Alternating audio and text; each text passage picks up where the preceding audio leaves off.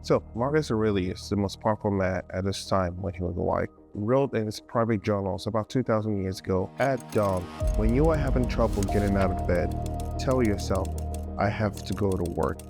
As a human being, what do I have to complain of if I'm going to do what I was born for?"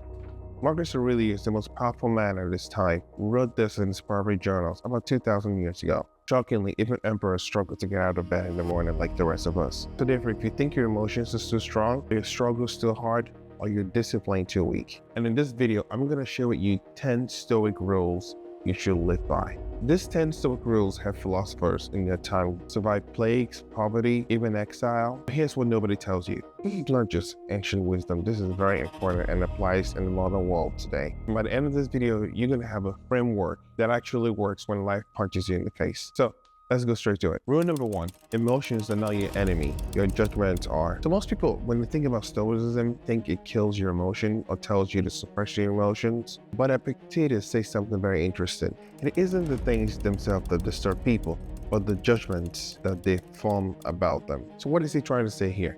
A good example is, you don't suffer because of traffic. You suffer because you decided traffic is ruining your day. I know this is a complete mental shift, but you were given a permission to ruin your day if you really think about it. So, but what if you don't make that judgment? Seneca goes even harder. We are more often frightened than hurt, and we suffer more in our imagination than in reality. Just think about the last time you worried about something. How much of it was actually a reality? We allow our imaginations to spin out of control to make up things that would almost never happen, and most of them don't. Rule number 2, control what you can, release what you can't. The truth is, most of us try to control things that are out of our control every day, and we let those things bug the heck out of us because we obsessively think about them all the time. Epictetus divided the entire world into 2 categories. Some things are within our power, while other things aren't. So what's in your power? Your thoughts, your imaginations, your actions, your responses, your efforts. All of those things are within your power. What can't you control?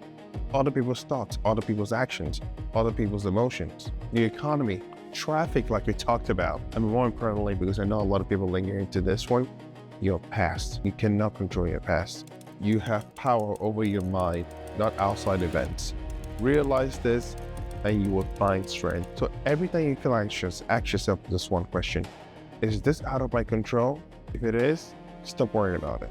I know it sounds very easy to say on the screen, but really try to stop worrying about it. Rule number 3, wake up like you're going to war. Remember the Marcus Aurelius quote about getting out of bed in the morning? What did he do? He prepared himself mentally. He wrote, when you wake up in the morning, tell yourself, the people I deal with today will be ungrateful, arrogant, dishonest, jealous, but I have seen the beauty of good and the ugliness of evil, and have recognized that the wrongdoer has a nature related to my own. So when you expect difficulty and try to show up anyways, nothing can derail you. You'll be better than 99% of people. You have already won the morning. Rule number 4, hardship isn't punishment, it's just training. Seneca was exiled. Marcus Aurelius faced all kinds of war and plague in his time. Epictetus was born a slave. But what did all these 3 men have in common? They refused to see hardship as punishment. Therefore, they saw it as a training ground for greatness. Seneca said, how does it help to make troubles heavier by mourning them? See what I'm talking about? There's no point in to dwelling in your own problems. When you complain, you're not releasing the weight. You're basically adding to it, multiplying it if I may. So I want you to listen to me. The obstacles in your life right now is not blocking you. It is actually the path. With all the hardship going on in your life right now, I want you to ask yourself this. Why is this happening to me? Rule number 5, you become what you tolerate. Marcus Aurelius wrote, those who do not observe the movements of their own minds must, of necessity, be unhappy. But most people never observe their own mind, therefore they are controlled by every passing thought and emotions. Epictetus said, make this a habit to concentrate on what's being said to you. Enter into the speaker's mind. So here, what does this mean? It simply means pay attention. I cannot stress this enough. We're in a society right now that everybody's walking around mindlessly confused and distracted by every single thing. It can be social media, it can be whatever thing's going on the news. So pay more attention to everything, your thoughts, to your patterns and your triggers. You cannot control what you don't see, but once you see it, therefore you cannot change it. So number 6 and the final one, stop waiting for the perfect moment. Marcus Aurelius said, think of yourself as dead.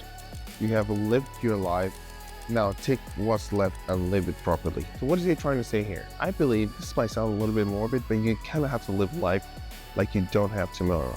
Because what that does is put you in a state of urgency, or a sense of urgency, whereby you don't just wither away.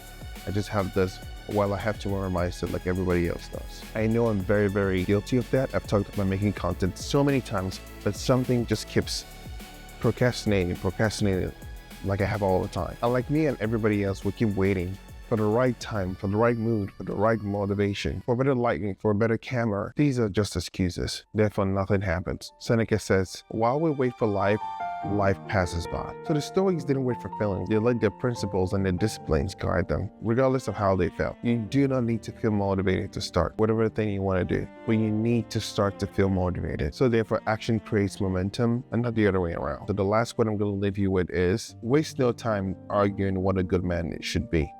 Be one. So if this video resonated with you, hit the subscribe button if you haven't already. Like this video, and I want you to write it in the comment section what stoic advice you think that I missed, or tell me which one is your favorite one that I mentioned. I want to build a community of people who choose discipline over comfort, and I believe it's very, very important in today's day and age. And like I said, hit a like in the videos, subscribe to the channel if you haven't, and I'm going to see you in the next video. Take care, guys.